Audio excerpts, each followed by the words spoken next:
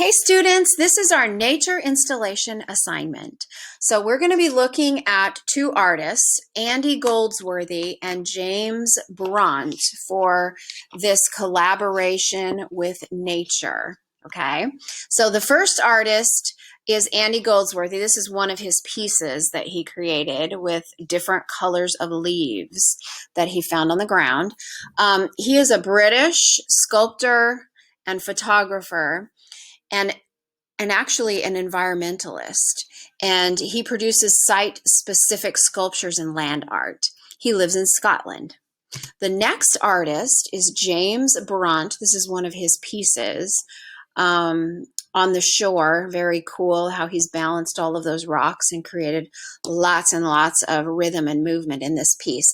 But he is an English artist who creates beautiful land art using natural objects. So let's look at some more of their pieces. And as we look through and go through this, I will be discussing some of the elements and the principles that I'm seeing.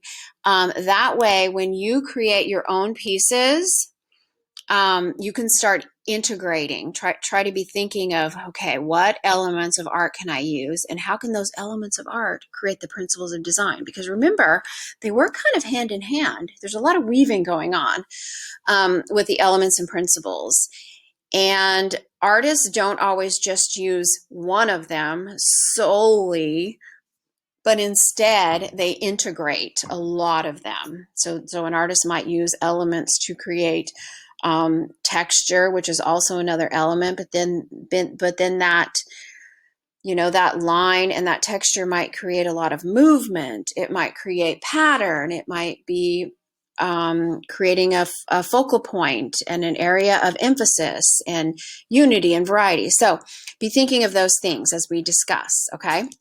So this first piece, he has broken up rocks and then created a texture on each rock by the scratching texture, you notice, and then placed it in a curlicue shape, so creating a lot of movement.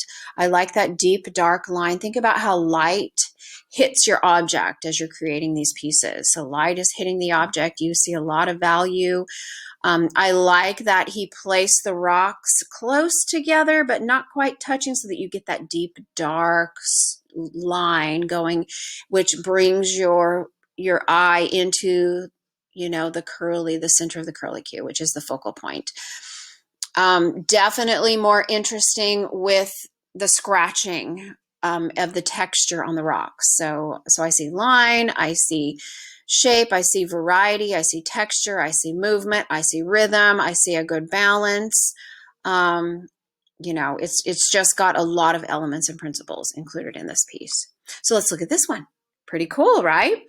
When you first look at it, it almost looks like a bright light right there, but it's really just using like an ombre effect with all of the different leaves that he has found out in that field. Isn't that beautiful? Here's an example of, overlapping these huge sticks and creating a great framed piece with a lot of overlapping. I can see emphasis. I can see movement. Working with the space here. Great use of texture. Great use of line and shape in this piece. This is the same type of idea. It would be a good photo opportunity there, right? Here's another one, same idea. This one, different colors of rocks, the same ombre effect, but creating, the different shades of gray turning into white. So this would be a perfect value scale assignment, right? Here's another one with the dark, deep, dark leaves getting lighter and lighter. Okay. This one is great. This is James Brunt. Okay, remember this is the this is the English artist using natural objects, and he's considered a land artist. So This is leaves laying in a puddle, and so they are actually wet, which gives that shimmery look to it. I think that's really cool because they've been sitting in the water, and so now you can tell that they have a shimmer to them. But that's pretty cool. It almost looks like a watercolor painting, right? Okay, here's another one of his pieces. I really like that the background is blurry, which is great. So his focal point is the little berries on the sticks. But I can see a lot of line, rhythm, movement, working with color, working with pattern, working with the space there, right? Working with shape. Interesting. Here's another piece. This is, he's filling that void in between both of the trunks of this tree, right?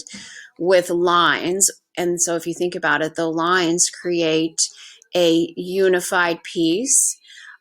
It also gives a lot of emphasis to that area, right?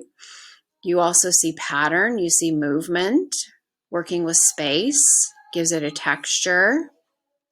Okay, same idea here.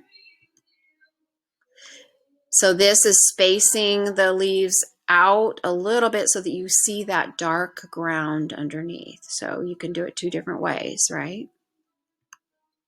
Here's another one. Almost looks like an optical illusion. Okay, and these are little seeds, which, looks really cool. Kind of another little illusion going on, right? I would definitely say movement here, pattern, emphasis, right? Rhythm going on. Definitely using line, using space, utilizing that space there. Here's another example with rocks. I like that he put the rocks vertically, instead of flat, they're vertical. So you get a lot more of that light variation where the light is hitting the rocks. Very cool. This one is really cool as well. Same idea. Okay. These look like little nuts, little acorn nuts. Okay, so that's the end there. These are all the examples. I'll go backwards so you can view them one more time. So here's the assignment. Here's what you'll be doing, okay? You're going to take a bag. Take a Walmart bag or something, Walmart resource bag or something like that, out with you in nature. Go on your nature walk. Collect your items, as many items as you want. Spend about 30 minutes collecting, and then another 30 to 40 minutes putting your piece together. So remember, nature installation, you're going to install some sort of interesting piece, working with the space, working with form, working with line, shape, color, texture, value. Think of all of those elements, and then think of how those elements create balance, maybe unity, variety, proportion, emphasis. Keep emphasis in mind. Sometimes we forget about that. Patterns and movement is very important with this sort of installation. See how many elements and principles you can incorporate in your piece, and take many, many, many pictures, lots and lots of pictures. Take pictures of you collecting, and take pictures of your assortment and middle of your installation, and then take a final photo of your piece, and then submit those onto the assignment. Remember, you can submit multiple photos into the assignment, okay?